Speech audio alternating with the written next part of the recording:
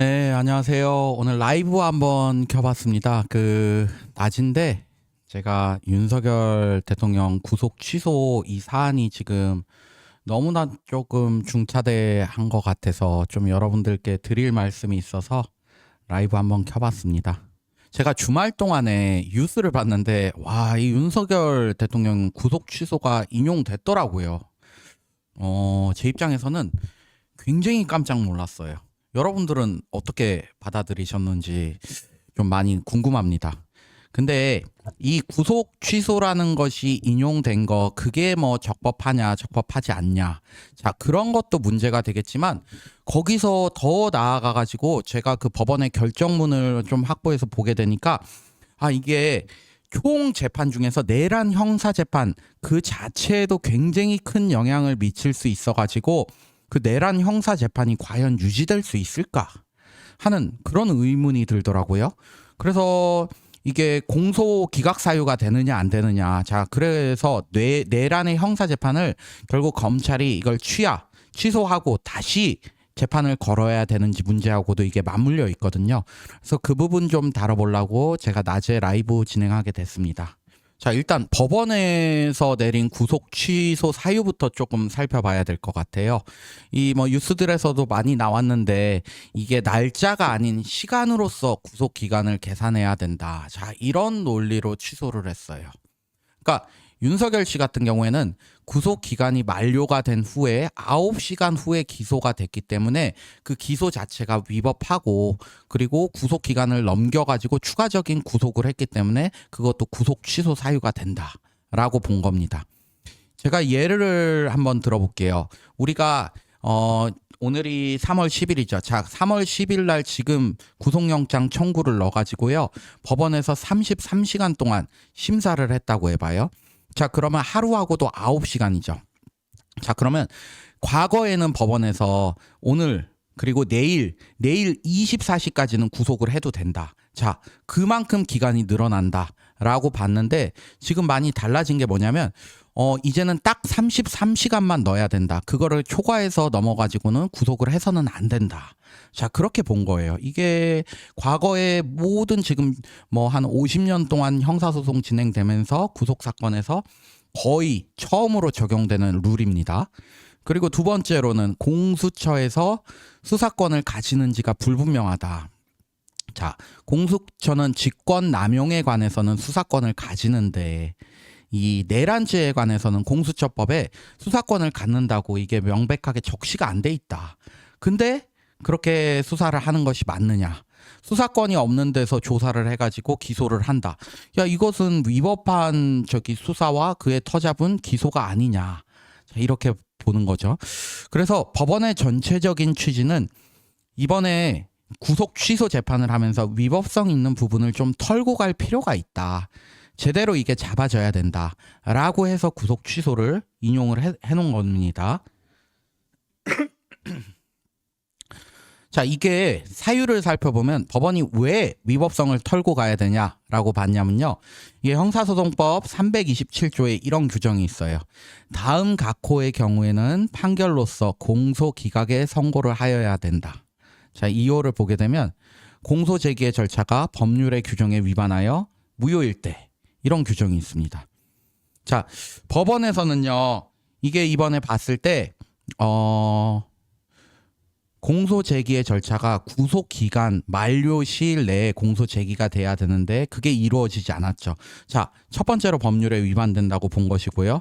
두 번째로는 수사권이 없는 데서 조사를 해가지고 공소를 제기했으므로 이것도 여기 공소 제기 절차가 법률에 위반된 때, 야, 여기에 해당할 여지가 높다. 라고 본 것이죠. 그래가지고 뭐 국민의힘에서는 빨리 석방해라라고 얘기를 하고, 그리고 뭐 더불어민주당에서는 즉시항고해야 된다. 이런 얘기를 많이 하고 있죠.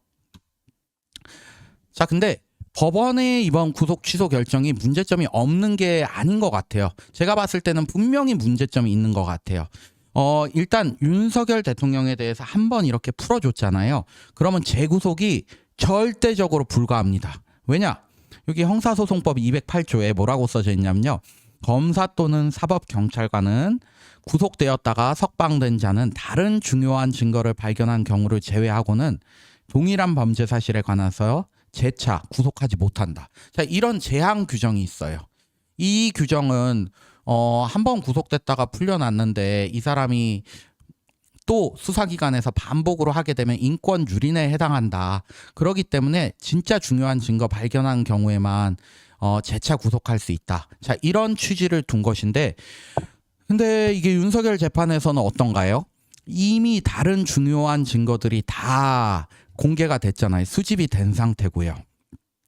윤석열 대통령이 이 비상계엄 당일날 TV에 나와가지고 본인이 계엄하는 거 다 대국민 앞에서 다 보여줬습니다. 방송으로 나갔고요. 그게 가장 확실한 증거가 되겠죠. 자, 두 번째로는 또 공범들에 관해서도 지금 증거 진술들이 다 확보가 되어 있고요. 객관적으로는 자료들도 CCTV 같은 것도 다 나와 있어요. 그렇기 때문에 이 208조에서 얘기하는 다른 중요한 증거가 있어야 되는데 이미 중요한 증거들이 다 발견됐기 때문에 다른 중요한 증거가 나올 여지가 거의 없을 것 같아요. 그렇기 때문에 어떠한 증거가 나온다 그래도 그게 그렇게 중요한 증거로 볼 수 없고 사소한 증거로 봐서 재차 구속을 하지 못하는, 자, 이런 현상이 발생할 것 같아요. 근데 여러분들 보기에는 이게 좀 맞는 것 같나요? 우리 절도죄를 한 2번에서 3번 정도만 반복해서 범해도 현행범 체포되고요. 한 절도죄 3번 정도면요, 아마 구속까지도 수사가 가능할 거예요. 5번 이상부터는 제가 맡은 사건에서는 굉장히 거의 다 구속으로 조사가 됐던 기억이 있습니다. 근데 절도죄에서도 구속이 되고 우리가 뭐 공무집행 방해 이것도 좀 수위가 세다 그러면 구속이 되는데 이분 같은 경우에는 대한민국에서 지금 사형하고 무기징역, 무기금고밖에 없는, 자, 그런 죄를 저질렀는데 이분에 관해서 재구속이 불가하다. 아, 이거는 조금 큰 문제가 있는 거 아닌가, 저는 그렇게 생각합니다. 이분 같은 분이 거리를 활보하고 다니면서 또 여론전을 아주 활발하게 하시겠죠. 벌써부터 이제 뭐 또 이제는 구속이 안 될 걸 자기가 아니까 뭐 어디서 시위를 하게 되면 그 시위대 앞에 서가지고 본인이 직접 연설을 할 수도 있어요. 물론 탄핵 심판이 이루어질 때까지는 좀 조용히 있을 것 같아요. 그 헌법재판관들한테 나쁜 인상을 주지 않기 위해서 그때까지는 좀 조용히 있을 것 같은데, 만약에 본인이 탄핵을 당하고 대선 국면에 들어가는 상황에서 이렇게 중대한 범죄를 저지르신 분이 국민들 앞에 나와가지고 연단에서 어퍼컷 날리고 그 체리 따봉 하면서 그 연설을 하면서 국민의힘 후보를 응원한다. 야, 이런 거는 굉장히 큰 좀 문제가 있지 않나.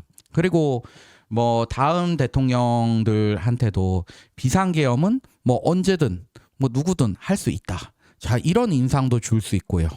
그래서 저는 이런 중재인에 대한 재구속이 불가하게 되는데 법원이 결론적으로 구속 취소를 인용해 준 것이 맞나 하는 의문이 좀 많습니다. 자, 두 번째로 보면 지금까지 형사소송하면서 한 50년, 60년 동안 제가 알기로는 이 날짜로 다 계산을 했어요, 구속기간을. 근데 그게 문제가 됐던 적이 한 번도 없습니다. 근데 이번에 처음으로 시간으로 계산해야 된다. 자, 이런 게 나온 게 된 거죠. 자, 그렇다 그러면 지금 현재 진행되고 있는 대부분의 사건들에서도요, 구속이 대부분 다 부적법한 구속이 돼가지고 그들 다 풀어줘야 됩니다.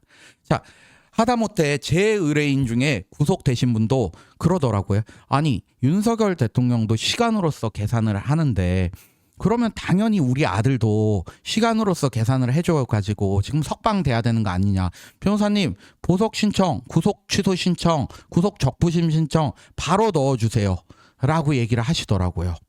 아, 그러면 이거는 법적 안정성 측면에서 반드시 이게 가둬놔야 될 사람들인데 이게 이때까지 기준하고 다르게 적용을 하면서 구속된 피의자들을 또 풀어줘야 되는 그런 법적 안정성이 파괴되는 그런 문제도 발생하겠죠. 그리고 또 특혜 시비도 좀 많이 일어날 것 같아요. 자, 지금까지 법원에서 날짜로 다 계산해 왔고 그거에 대해서 이 이상이 없다라고 봤어요. 근데 근본에 처음으로 시간으로 봤는데 왜 그걸 윤석열 사건에서 그렇게 시작이 돼야 되는 거죠? 그게 다른 피의자들 사건에서 시작이 돼가지고 법원에서 시간으로 봐야 된다 해서 검사 측에서 그걸 다퉈가지고 대법원까지 갔다.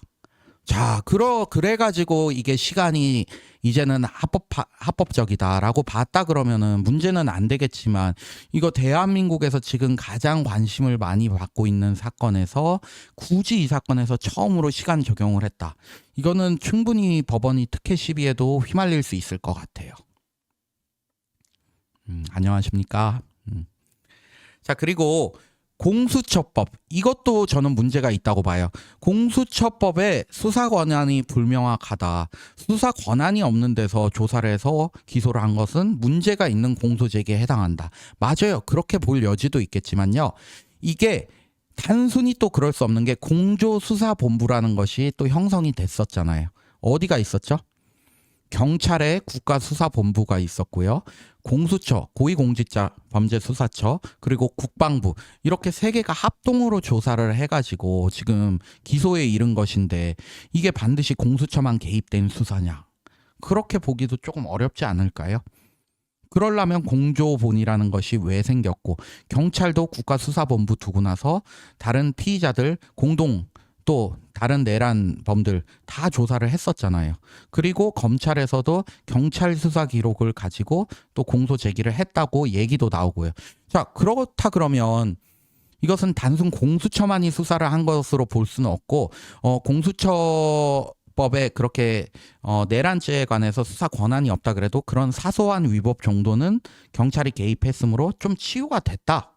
이렇게 봐야 되지 않을까 하는 생각이 좀 듭니다. 자, 그리고 지금 검찰이 굉장히 욕을 많이 먹고 있죠. 자, 검찰이 욕을 먹고 있는데 이게 저는 어느 정도 합리적인 이유가 좀 있는 것 같기도 해요. 이분 심우정 검찰총장님이신데 이분이 석방 지시한 것으로 알고 있습니다. 근데 검찰이 욕 먹어야 되는 이유, 야, 구속수사의 책임자의 지위에 있습니다. 이게 지금 검찰처럼 얘기를 한다 그러면 불법적인 구금을 한 게 되잖아요. 우리가 검찰이 누군가를 불법 구금을 하면 되나요? 내가 누구를 구속을 했다 그러면 나는 합리적인 이유가 있었다를 끝까지 밝혀내야 되는 거잖아요. 근데 그 부분을 포기하고 나서 지금 방관하고 있는 건데, 이거는 인신을 구속하는 이 검찰의 조금 권한을 남용한 거 아니냐라는 생각도 좀 많이 듭니다. 자, 그리고 지금까지와 정반대되는 아주 특이한 판결이 나왔는데 거기에 대해서 즉시 항고권을 또 포기했어요. 이게 검찰이 즉시 항고를 했다고 해볼게요. 그러면 대법원까지 가면은 저는 이거는 결과가 바뀔 가능성이 아주 높다고 생각을 해요. 그리고 이번에 많은 법조인들도, 국민의힘도 그렇고요, 윤석열 측 변호인도 그렇고, 이거 구속 취소 아마 기대 안 했을 거예요. 거의 소가 뒷걸음질 치다가 쥐 잡는 딱 그런 기분으로서 되게 우연히 하나 얻어 걸렸다, 그런 느낌을 많이 받았었거든요. 그렇기 때문에 검찰 입장에서는 이거는 대법원까지 갔어야 되지 않나 하는 생각도 들고요. 그리고 즉시 항고를 하게 되면요, 그 집행이 정지가 됩니다. 해서 윤석열 대통령이 계속 구속 기간이 유지가 돼요. 자, 중죄인에 대해서 구속 기간을 어느 정도 유지할 필요도 있지 않을까요? 설령 대법원에서 판결이 뒤집혀진다 그래도요. 그렇기 때문에 저는 구속 기간 유지 포기한 것 자체가 이 자체로도 문제가 아주 크다라고 보고요. 검찰에서는 뭐 과거에 위헌 판결이 나왔다, 구속 집행 정지하고 보석에 관한 사안에서 이게 즉시 항고를 하는 것이 위헌이다라는 판결이 나왔다. 근데 구속 취소도 성격이 비슷하므로 여기에도 그게 적용될 것 같다. 그래서 우리가 안정적으로 가기 위해서 구속 취소 사건에서 즉시 항고를 하지 않는다 라고 보는데, 이거는 엄연히 다른 재판으로 봐야죠. 우리가 구속이 이미 진행된 사안에서 집행정지, 보석, 일시적인 정지하고 완전한 취소는요, 효력 자체가 또 다르고요. 또 우리 이거 위헌 결정 나옴으로써 형사소송법이 개정이 됐는데 이 구속 취소 부분은 아직까지도 즉시 항고권이 남아 있어요. 그렇다 그러면 이거는 계속 유지해서 가야 되지 않았을까 하는 그런 생각이 듭니다. 자, 여러분들, 오늘 월요일인데 제가 이 윤석열 대통령 구속 취소 사안이 워낙 중요한 사안이라서 지금 라이브 방송 한번 진행해보고 있습니다. 궁금하신 사항 있으면 채팅창 남겨주시면 제가 답변 드릴게요. 자, 근데 이 사건에서 지금 단계에서 짚고 가야 될 핵심 쟁점들이 좀 몇 개 있는 것 같아요. 왜? 구속 취소는요, 단순 구속이 되느냐 안 되느냐 이런 문제에 불과하잖아요. 구속은 이 본안 재판, 이 내란 형사 재판 쭉 1년, 2년, 3년 동안 진행될 수 있는 이 내란 형사 재판에서요, 피고인의 신병을 확보할 수 있는 하나의 인신 구금에 관한 재판에 불과하고, 그거 말고도 증인 신문을 하고 또 증거 조사를 하고 그에 기해 가지고 판결 선고가 이루어지고 이런 쭉 여러 절차 중에 하나에 불과하잖아요. 자, 그렇지만 이 구속 취소 재판에서 재판부가 내린 결정을 보게 되면요, 이 전체적인 내란 형사 재판에 굉장히 큰 영향을 미칠 것 같아요. 왜? 앞에서 보게 되면요, 그 법원이 위법성을 털고 가야 된다고 보는 게 327조 2호의 공소제기의 절차가 법률에 규정해서 무효일 때, 자, 공소제기가 무효예요. 그럼 공소가 없는 거잖아요. 그럼 판결 역시도요, 유죄 판결을 내릴 수가 없어요. 그러기 때문에 여기서는 공소 기각에 선고를 하여야 된다고 봤어요. 근데 이 공소제기 절차, 이게 위법하다고 보면 하자가 치유될 수가 있을까 없을까? 하자가 치유 못 되면은 공소제기 무효라서 결국 공소 기각 판결 나오겠죠. 아, 근데 제가 봤을 때 하자가 치유될 가능성이 아주 낮다고 보입니다. 왜? 일단 이번에 구속 취소를 결정한 재판부하고요, 본안 재판부가 동일해요. 자, 같은 사람이 A라고 봤으면은 나중에 시일이 지나서 볼 경우에도 A라고 볼 확률이 높잖아요. 자, 같은 재판부에서 이번에 이것은 위법의 여지가 많다고 봤고요. 거기다가 검찰이 또 즉시 항고권을 포기해 버려가지고, 검찰이 즉시 항고권을 포기해서 이 지금 구속 취소 재판부가 얘기한 공소기각, 공소제기가 타당한지 여부를 다퉈볼 기회도 없어졌어요.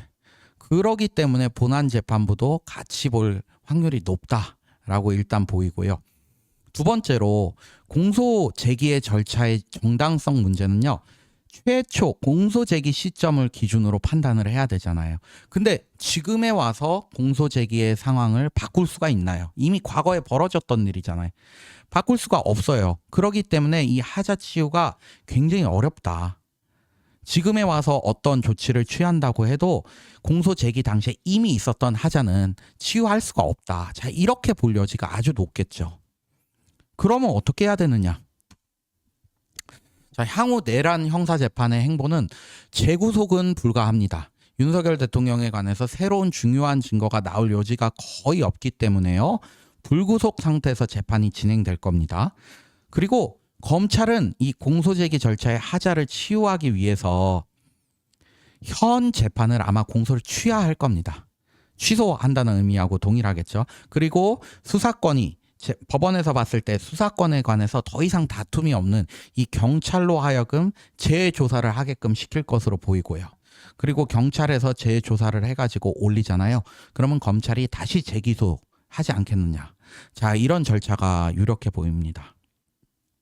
그리고 공수처에 관해서는요, 이번에 조금 되게 문제가 많다. 왜냐 그러면 업무 처리 능력도 좀 많이 떨어지고, 과연 공수처법에서 조사를 하게 만들고 있는데 이게 검찰과 경찰에서 조사하는 것과 또 뭐가 다르냐. 그리고 임명권 자체를 봤을 때도 오히려 공수처가 권력에 있어서 시녀로 전락할 가능성이 더 많지가 않느냐. 굳이 공수처를 둬야 되겠느냐라는 강한 의심들이 조금 발생하고 있고요. 그렇기 때문에 향후 공수처가 폐지될 가능성도 높아 보입니다.